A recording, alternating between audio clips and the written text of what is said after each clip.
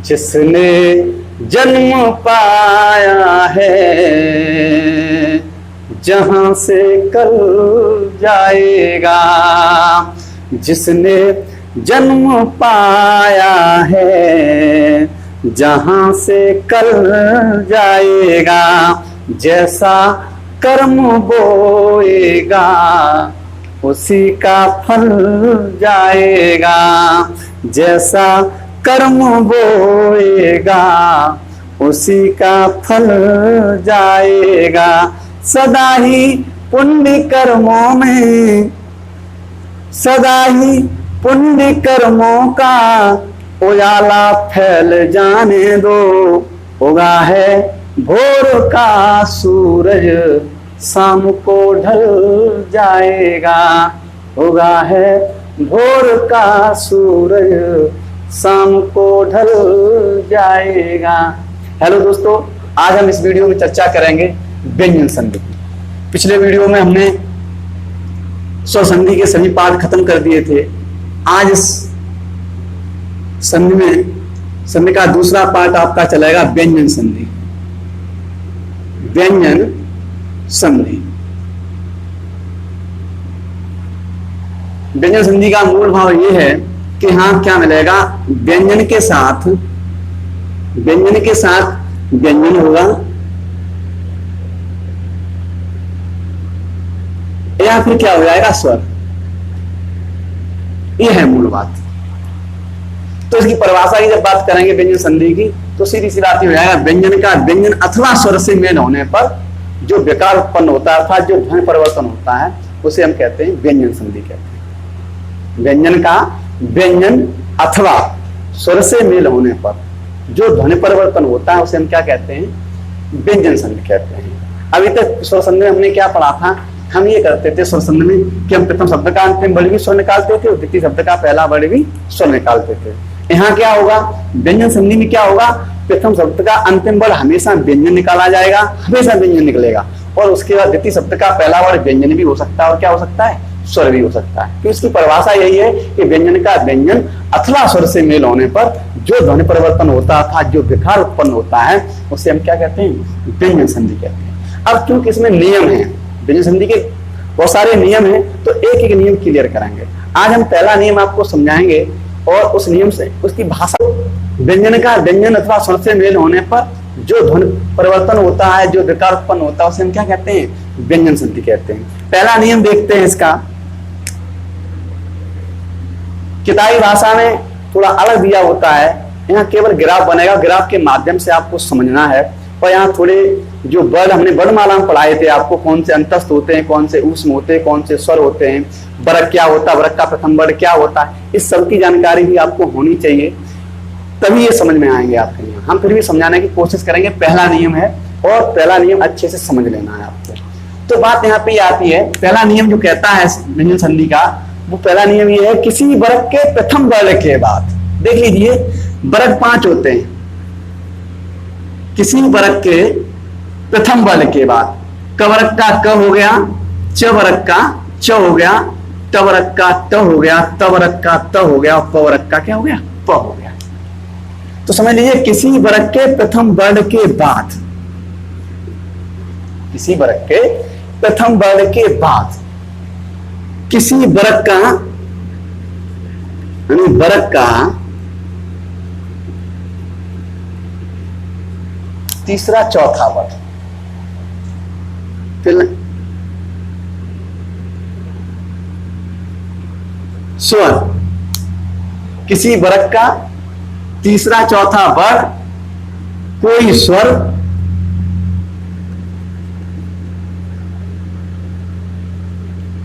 या कह सकते अया अंतस्थ वर्ण आए।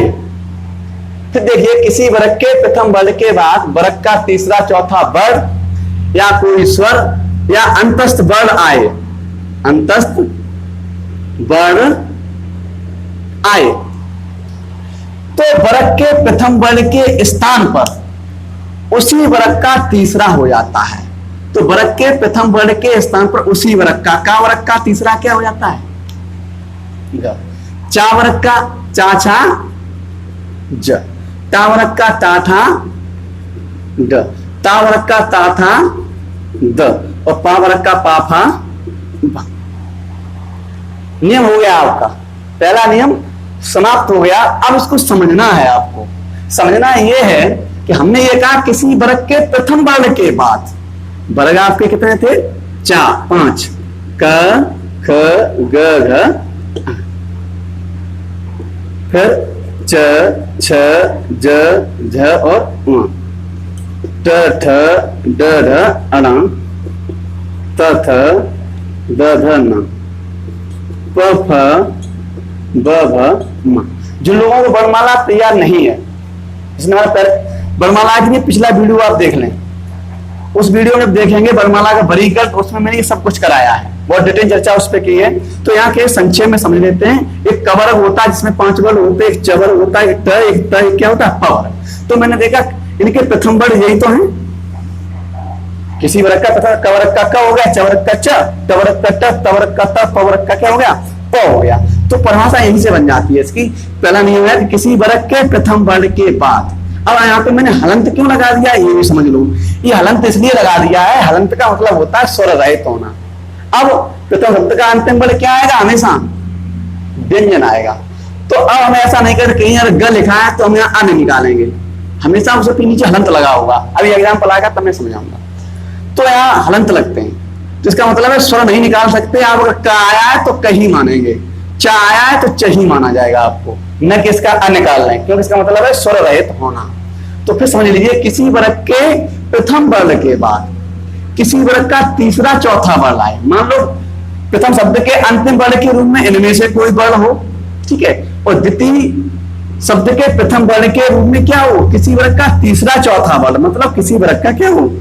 तीसरा और क्या है? चौथा वर्ण। यही तो हुए। द्वितीय शब्द के पहले वर्ण के रूप में ये हो और प्रथम शब्द के अंतिम वर्ण के रूप में ये हो, ठीक है। और क्या हो? सभी स्वर हो। कोई मान लो स्वर आ जाए, ये लिख लीजिए आ ए उ रे और ए और क्या है? ओ। ये सभी स्वर आ जाएंगे। अंतस्थ का मतलब क्या होगा? या रा ला और वा। तो समझिए कि किसी वर्ग के प्रथम वर्ण के बाद, किसी वर्ग के प्रथम वर्ण के बाद किसी वर्ग का क्या है? तीसरा चौथा वर्ण इनमें से कोई वर्ण आ जाए, या इनमें से कोई वर्ण आ जाए, या फिर इनमें से कोई वर्ण आ जाए, इधर यानी द्वितीय शब्द के पहले वर्ण के रूप में। तो नियम ये कहता है कि वर्ग के प्रथम वर्ण के स्थान पर उसी वर्ग का तीसरा वर्ण हो जाता है। मान लो यहाँ क्या है? का वर्ग है, और का वर्ग के बाद अगर मान लो इनमें से कोई वर्ण आ जाता है, इनमें से का आ गया मान लो, और का के बाद मान लो क्या आ जाता है? इनमें से या इनमें से या इनमें से कोई वर्ण मान लो आ गया इधर। जब इधर आ जाएगा तो जब संधि करोगे तो नियम ये कहता है कि प्रथम वर्ण का जो वर्ग का प्रथम वर्ण है वो चेंज हो जाएगा, उसकी जगह उसी वर्ग का तीसरा हो जाएगा। अब एग्जाम्पल समझ लीजिए, आपको समझ में आ जाएगा ये कैसे आते हैं। एक एक एग्जाम्पल आप समझते चलिए। हमने जैसे कह दिया दिक धन अंबर, एग्जाम्पल समझिए। दिक धन अंबर,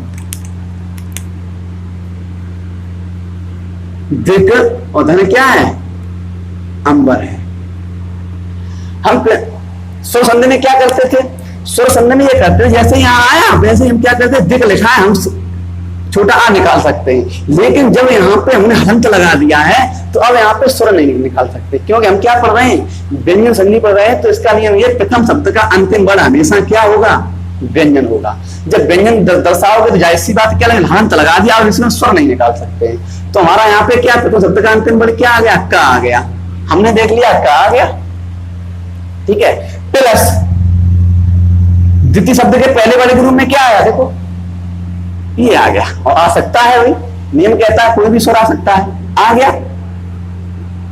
तो अब हमने जब इसमें संधि की तो संधि के अनुसार ये है कि नियम ये कहता है कि हमारा क्या हो जाएगा? ग हो जाएगा। क्या हो जाएगा? ग। क्योंकि मैंने यहाँ पे क्या लगा दिया? हलंत लगा दिया है, तो इसका मतलब तो आधा। लेकिन चूंकि जब स्वर निकलता है, यहां भी दो कंडीशनें होती हैं। यदि मान लीजिए प्रथम वर्ण के बाद कोई व्यंजन आता है, इनमें से और इनमें से कोई वर्ण आएगा, तो ये तीसरा वर्ण कैसा रहेगा? आधा रहता है। लेकिन जब कोई स्वर आ जाता है, मान लो इनमें से कोई बल आ जाता है, तो ये ग कैसा हो जाता है, पूरा हो जाता है। और पूरा हो जाता है, और जो सा स्वर आता है उसकी मात्रा भी इस गा पे लग जाती है। जैसे अब यहाँ पे क्या है, दिक धन अमर है, तो यहाँ क निकाल लिया हमने, और क के बाद क्या है, आ गया, हमारा स्वर आ गया, तो यहाँ नियम के अनुसार क्या है, ग हो गया। तो इसका मतलब तो आना ग है, लेकिन यहाँ क्या करना पड़ेगा मुझे, पूरा वो इसलिए करना पड़ेगा क्योंकि यहाँ पे हमारा क्या निकला है, स्वर निकला है, तो वो जुड़ जाएगा। तो अब देखिए क्या बन जाएगा, सीधी सी बात है, ये संधि हो ही गई है, हम इसको संधि कर देते हैं। तो तो ऐसा लिख ही गया आपका, हम का की है क्या कर देंगे, गा कर देंगे। तो हमने गा कर लिया, मान लो कर लिया। अब उसके बाद ये अनुस्वर बचा, इस पे लिख दें। अब बर और बचा उसको दे दो, क्या बन गया, दिगंबर बन गया। एक एग्जाम्पल और देखें, हमने कह दिया बाक धन ईस, क्या कह दिया, बाक धन ईस। देख लीजिए बाक धन ईस देख लो, हमने कह दिया बाक धन ईस, बाक धन क्या है, ईस कर दिया, ठीक। अब बाक धन ईस जैसे ही मैंने कहा, तो मैंने देखा प्रथम शब्द का अंतिम वर्ण हमारा क्या निकल आया, क निकल आया, आ गया भैया, भाई क्या आ गया, द्वितीय शब्द का पहला वर्ड, द्वितीय शब्द का पहला वर्ड। तो द्वितीय शब्द का पहला वर्ड हमारा क्या आया, बड़ी ई आ गया। आ सकता है भाई, बड़ी ई ने बताया था, कोई भी स्वर आ सकता है, आ गया ये स्वर, ठीक है। तो हम नियम क्या कहेगा, तो हमारा क्या हो जाएगा, संधि के बाद जो रूप बनेगा हमारा क्या हो जाएगा, ग हो जाएगा। क्या हो जाता है, क के स्थान, जिस वर्ग के प्रथम वर्ग में का के बाद अगर आता है इनमें से कोई वर्ग, तो का की जगह हो जाएगा। मान लो यहाँ पे च होता, तो चा हो जाएगा, तो चा के बाद इनमें से तो चा की जगह क्या कर देंगे। जो बदलाव होता है, जो परिवर्तन होता है, वो प्रथम शब्द का जो अंतिम बल होता है उसकी उसी के अनुसार होता है। अगर मान लो चा वर्ग है, तो चा वर्ग के बाद इनमें से कोई बल आएगा, तो चा की जगह क्या हो जाएगा, जा हो जाएगा। और अगर स्वर आता है तो पूरा बन जाता है, और स्वर नहीं आता है तो वो व्यंजन कैसा रहता है, आधा रहता है। तो देखो यहाँ पे बाक धन ईस लिया, तो मैंने देखा स्वर आया, तो जाहिर सी बात हमारा क्या बन जाएगा, गी हो जाएगा। यहाँ पे स्वर ई है इसलिए मैं जुड़ा दिया, गा तो आ गया, गा पे स्वर है तो स्वर हमने जोड़ दिया, तो ई बन गया। अब हमने संधि की इसमें, अब ये संधि हो गई, जब शब्द निकल के आया तो क्या बन जाएगा, बात तो कर ही देंगे। अब का की जगह चून हमने चेंज करना है, क्योंकि तो हमने चेंज जब किया तो गी बन गया, तो बा गी, और ये तो जुड़ ही गया, तो क्या बचा, बढ़िया हमारे अपने आप बन जाता है। अब ऐसे ही अब हम देखते हैं, ये तो बात रही कि मतलब प्रथम वर्ण के अंत में क्या आया है आपका, स्वर आ गया है। अब मान लीजिए प्रथम वर्ण के अंत में कोई मान लो व्यंजन आ जाता है, और जब व्यंजन आ जाएगा तब देखते हैं कैसे बनता है। हमने कहा बाक धन दान, मान लो मैंने कह दिया बाक धन दान कह दिया, बाक और धन क्या कह दिया, दान कह दिया।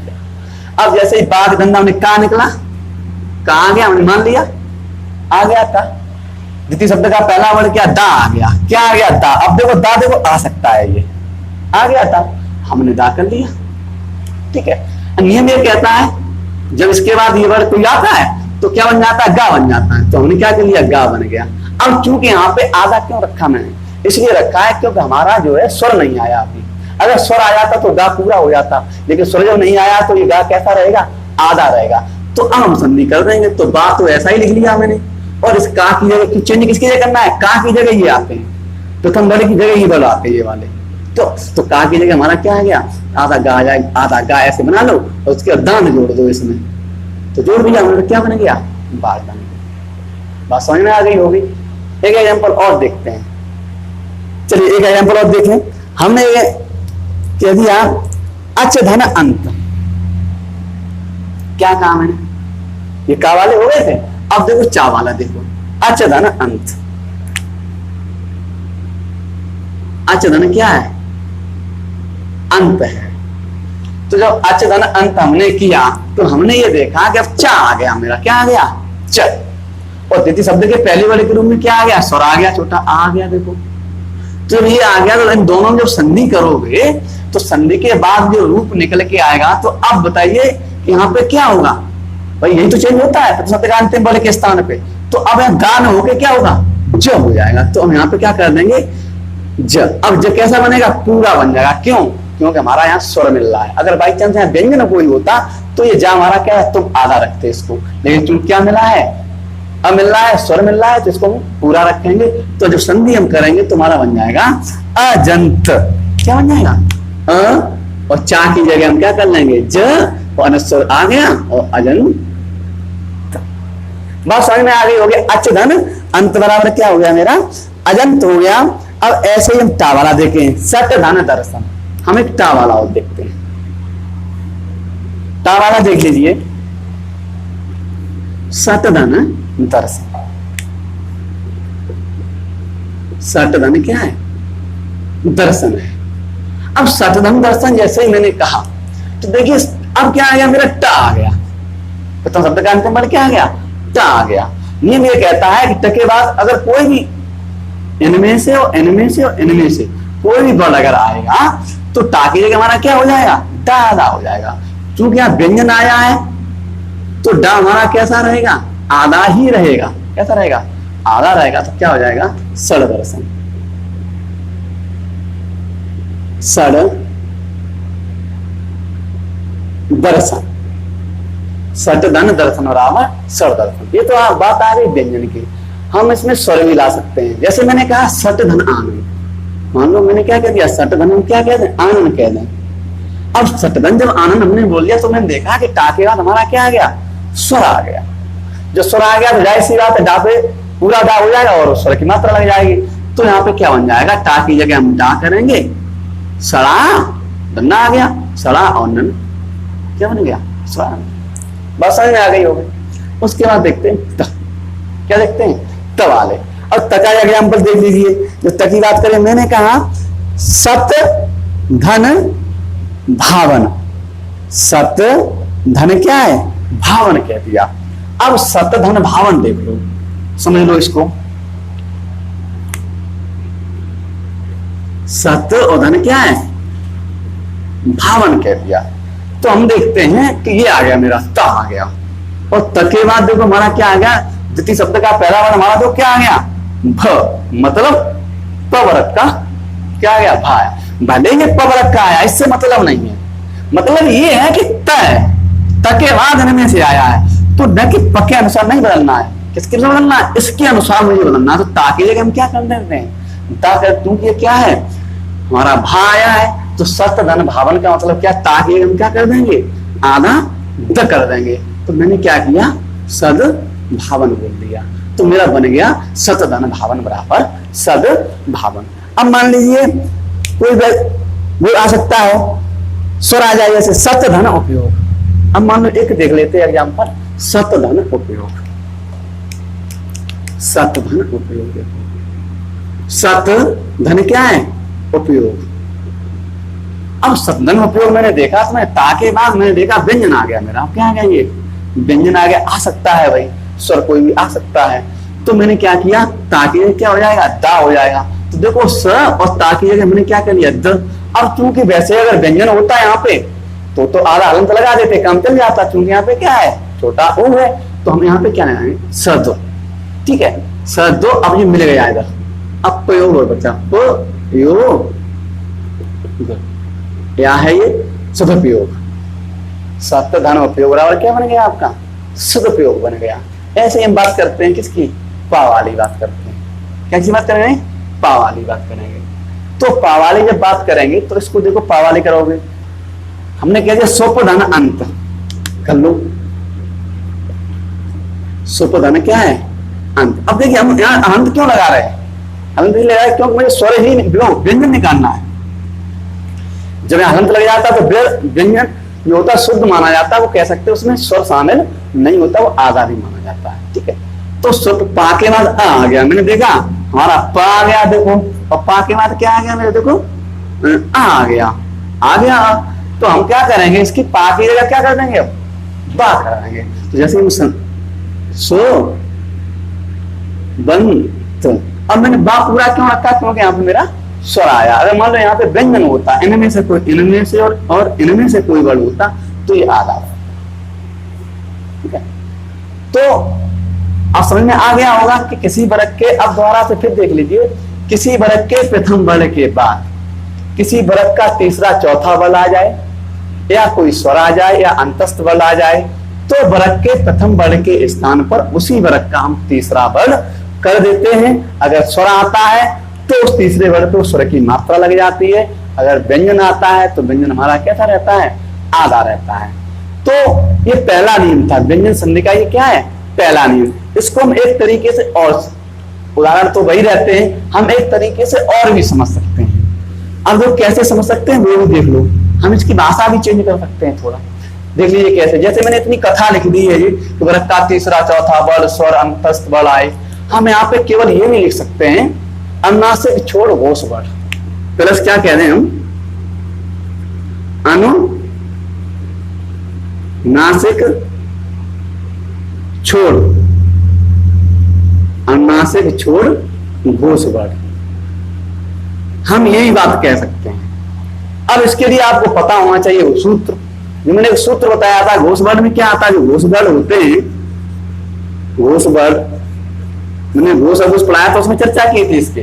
तो घोष बट्टे घोष के, तो घोष वर्ण क्या होते हैं, तो घोष में क्या 3 से 45, 3 से 45 प्लस क्या होते हैं स्वर, प्लस क्या होते हैं अंतस्थ। यहां देखो हावी आ जाता, अगर बात करेंगे तो यहां देखो प्लस करके हम हावी कर सकते हैं, हावी आ जाएगा आपका। तो अंतस्थ में क्या होते हैं, अंतस्थ प्लस हा, ये सब आते हैं। प्लस क्या है, ये घोष वर्ण होता है, क्या है, ये घोष वर्ण बोले जाते हैं। तो हमने क्या कह रहे हैं, अनुनासिक को छोड़े, क्यों किसी वर्ग का पांचवा अक्षर क्या बोला जाता है, अनुनासिक बोलते हैं। हमने अनुनासिक को छोड़ दिया और तीसरा चौथा ले लिया, और तीसरा चौथा हो गया स्वर हो गया और अंतस्थ हो गए, और ये हावी हो गया तुम्हारा। तो कह सकते हैं, इतनी बात भी याद रख सकते हैं, तो अनुनासिक छोड़ घोष वर्ण। अगर आपको इससे पहले की चीजें पता है घोष वर्ण कौन कौन से होते हैं, तो तभी समझ में, शॉर्टकट इतना संक्षिप्त तभी समझ में आएगा आपको जब ये वर्णमाला आपकी कंठस्थ होगी। आपको पता होंगे कौन से स्वर हैं, कौन से अंतस्थ हैं, कौन सा प्रथम वर्ण का पंचमा अक्षर है, कौन सा तीसरा है, कौन सा चौथा है। जब ये आपको पता होगा तो आप ज्यादा कुछ मत करिए, सीधा बन जाता है। किसी वर्ग के प्रथम वर्ण के बाद अनुनासिक छोड़ कोई घोष वर्ण आए तो वर्ग के प्रथम वर्ण के स्थान पर उसी वर्ग का हम तीसरा वर्ण कर देते हैं। आप इस तरह से भी इसको तैयार कर सकते हो। तो आज इस वीडियो केवल ये पहला नियम ने समझाया, इतना ही रखते हैं। हम मिलेंगे आपको अगले नियम के साथ अगले वीडियो में, तब तक के लिए जय हिंद जय भारत।